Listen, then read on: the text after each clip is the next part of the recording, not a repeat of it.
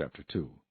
Then after 14 years, I went up again to Jerusalem with Barnabas, and also took Titus with me. And I went up by revelation, and communicated to them that gospel which I preach among the Gentiles, but privately to those who were of reputation, lest by any means I might run, or had run in vain. Yet not even Titus, who was with me, being a Greek, was compelled to be circumcised. And this occurred because of false brethren secretly brought in, who came in by stealth to spy out our liberty which we have in Christ Jesus, that they might bring us into bondage, to whom we did not yield submission even for an hour, that the truth of the gospel might continue with you. But from those who seemed to be something, whatever they were, it makes no difference to me. God shows personal favoritism to no man.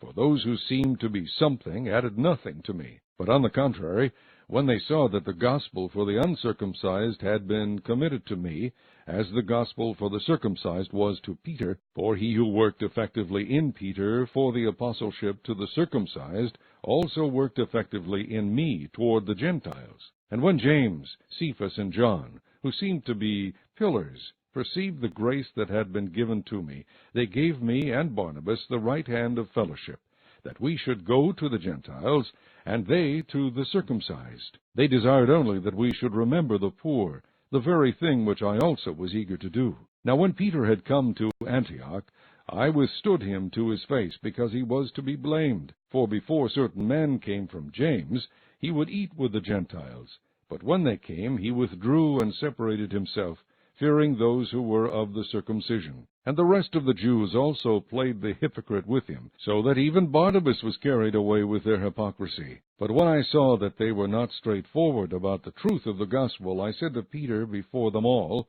If you, being a Jew, live in the manner of Gentiles, and not as the Jews, why do you compel Gentiles to live as Jews? We who are Jews by nature, and not sinners of the Gentiles, knowing that a man is not justified by the works of the law, but by faith in Jesus Christ, even we have believed in Christ Jesus, that we might be justified by faith in Christ, and not by the works of the law.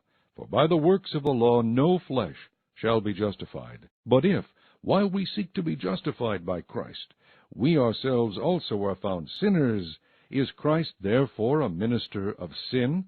Certainly not. For if I build again those things which I destroyed, I make myself a transgressor. For I, through the law, died to the law, that I might live to God. I have been crucified with Christ.